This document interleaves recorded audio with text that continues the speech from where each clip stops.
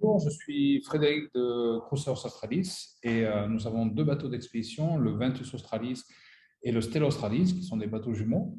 Et cette année, nous allons naviguer seulement des voyages Chili-Chili, c'est-à-dire de Punta Arenas à Punta Arenas. Depuis Santiago du Chili, il y a des vols directs sur Punta Arenas pour de là faire la croisière en 5 nuits.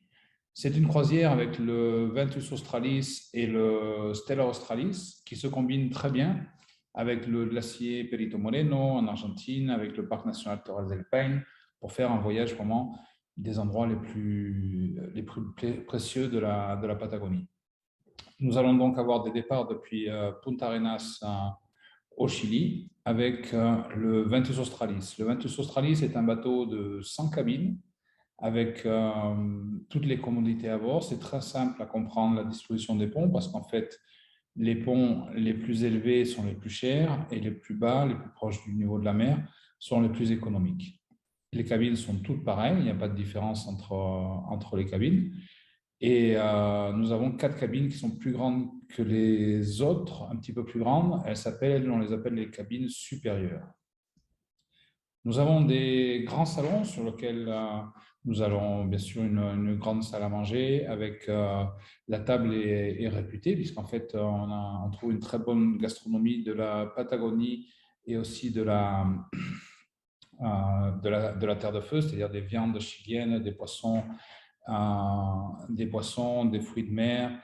On a un système à la carte et aussi buffet assisté cette année avec le Covid. Et en fait, toutes les boissons sont incluses. Cela veut dire que les cocktails comme le pisco sour ou n'importe quel cocktail, les vins sont inclus. Il n'y a pas d'extra à payer au niveau de la croisière. C'est vraiment une pension complète. Nous avons des grands salons avec des grands espaces sur lesquels on va faire aussi des conférences. Nous avons des guides conférenciers qui parlent français. Et lorsque nous avons des groupes conséquents en francophone, nous allons faire des présentations sur les endroits que nous allons naviguer, les excursions que nous allons faire. C'est vraiment très, très complet. Il y a aussi bien sûr de la place pour bouquiner, pour prendre un café. Les espaces sur le bateau sont vraiment très grands. De plus, nous avons aussi une petite boutique du bord dans le cas où quelqu'un a oublié quelque chose ou veut ramener un petit souvenir à la maison. Et toutes les cabines sont donc pareilles. Elles peuvent avoir deux lits, un grand lit ou bien deux lits séparés. Il n'y a pas de télévision à bord, il n'y a pas d'Internet, on est vraiment coupé du monde.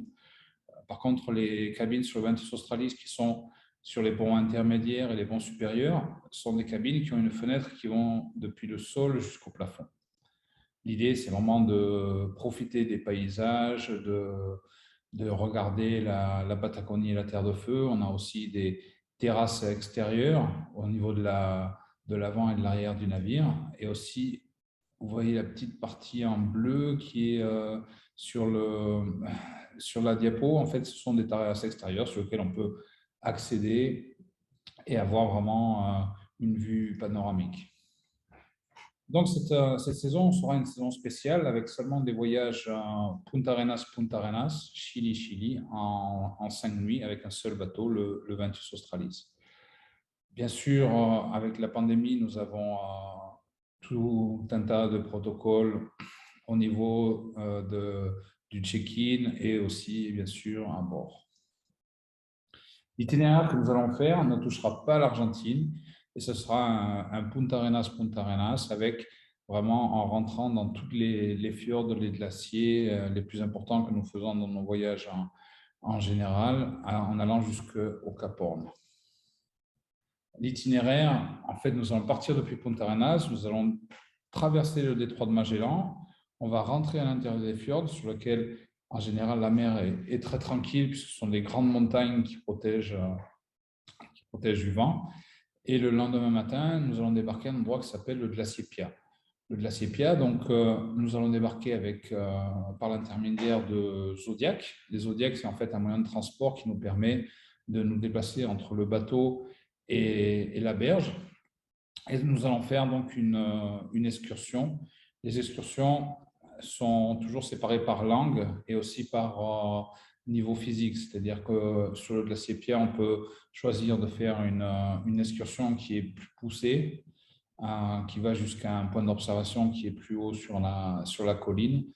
Mais dans ce cas-là, ce sera seulement en espagnol et en anglais. Le reste des excursions, lorsque par exemple on prend une excursion intermédiaire ou l'excursion la plus tranquille, se fera en français. Toujours par petits groupes, à des endroits qui sont totalement exclusifs. Et après, nous reviendrons avec les bateaux Zodiac à bord. Par exemple, là, vous avez un exemple, l'exemple d'excursion la plus poussée sur le glacier Pia, où on va faire une excursion d'un total de 2 heures.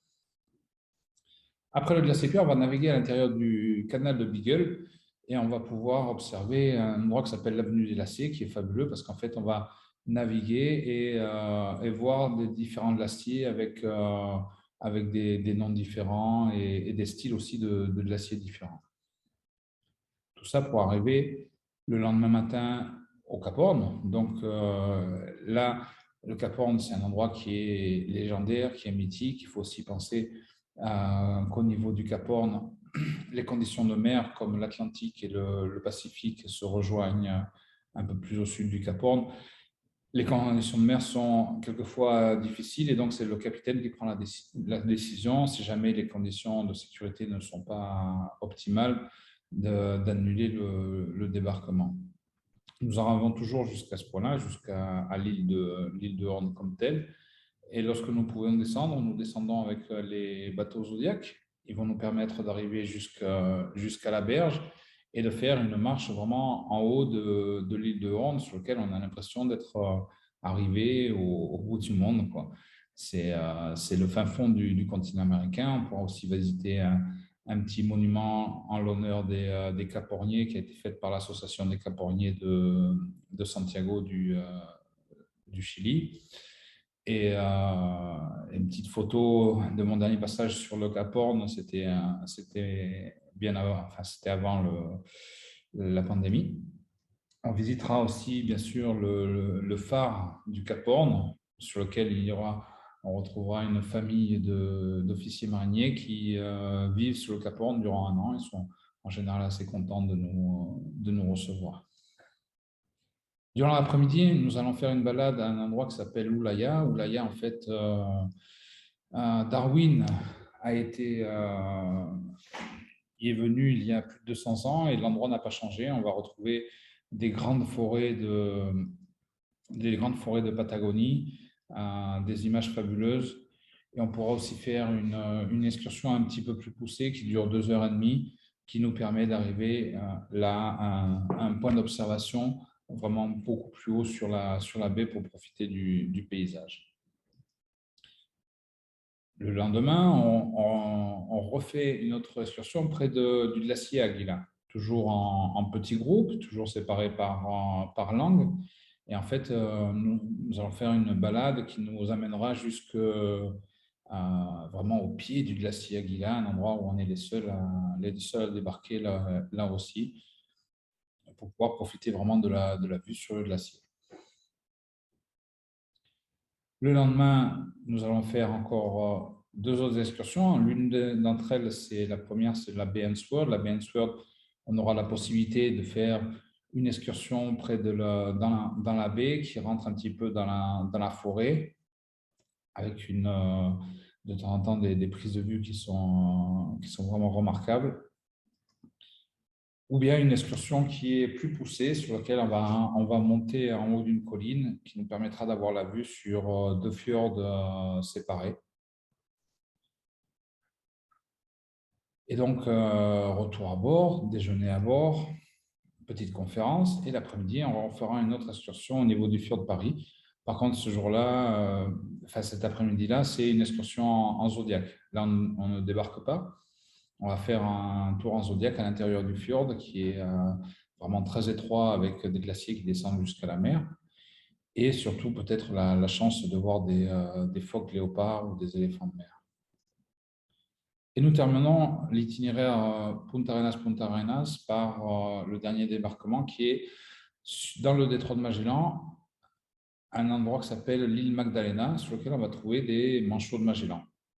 Les manchots de Magellan ont cette taille-là, ils font 45 cm. Ils sont présents sur l'île entre le mois de septembre et jusqu'à fin mars. Et donc, on aura la chance de pouvoir les approcher, toujours avec une condition de sécurité pour ne pas déranger l'animal dans son milieu primitif. Nous allons aussi voir durant la croisière beaucoup de types d'oiseaux différents, des cormorans, des aigles, des condors. C'est vraiment très, très, très, très divers. Et au niveau des itinéraires, nous avons donc pour septembre 2022 planifié des itinéraires comme l'on faisait avant, de Punta Arenas à Ushuaia, de faire des combinés Chili-Argentine, Argentine-Chili en 4 nuits. Et ça, c'est à partir donc de septembre 2022. Dans ce cas-là, nous aurons de nouveau le Stella Australis en opération, qui est un bateau jumeau du Ventus Australis, donc il n'y a pas de différence au niveau des cabines ni au niveau des prix. On retrouvera Ushuaia, puisque donc sur le Punta Arenas, nous ne toucherons pas du tout l'Argentine. On fera donc à partir de septembre 2022 des combinés Chili-Argentine, Argentine-Chili.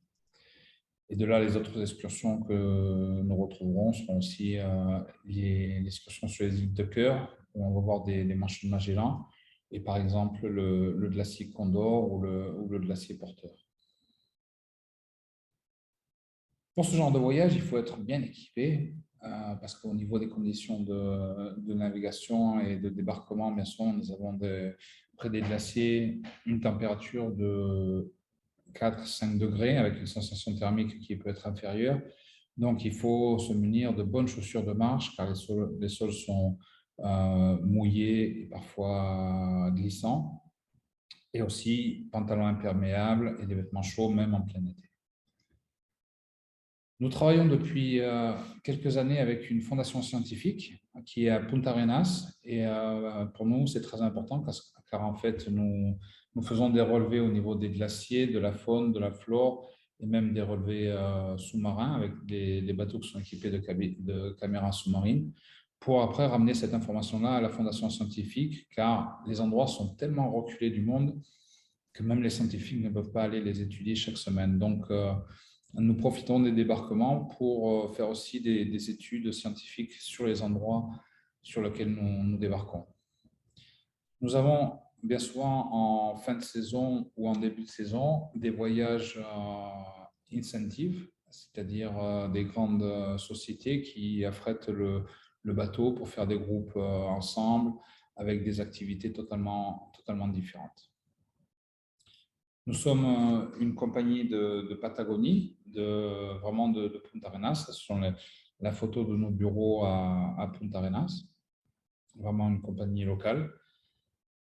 Et nous faisons aussi une fois par an un voyage thématique sur la photographie. En fait, c'est une photographe de National Geographic en Angleterre qui voyage avec nous et elle fait des ateliers photos sur lesquels, durant les débarquements, on va pouvoir prendre des photos, travailler les angles, les filtres. Les ateliers sont vraiment très, très sympas. Et il n'y a pas de coût extra à payer. Ils sont inclus dans le prix normal de la croisière. Je voudrais aussi vous parler, vous recommander quelques écrivains chiliens, comme par exemple Francisco Coloane ou Luis Sepúlveda, qui dans leurs livres décrivent très bien la Patagonie, avec les images du bout du monde, les lumières qui sont vraiment très typiques, même les jours où on n'a pas un grand soleil, même les jours de tempête, on peut trouver des images qui laisseront de très très bons souvenirs. Tous nos membres d'équipage à bord sont chiliens, sont tous des locaux, notre capitaine, nos guides, nos marins, sont tous des passionnés de la Patagonie qui, en fait, ont toujours envie de partager leur passion de la Patagonie avec tout le monde qui est à bord. Donc, c'est vraiment un voyage très sympathique à vivre. Nous avons aussi nos bureaux commerciaux qui sont à Barcelone. Et je voudrais conclure juste en vous souhaitant un très bon voyage. Nous sommes aussi à votre disposition si jamais vous avez des doutes, des questions. C'est avec plaisir. Je vous remercie. Bonne journée.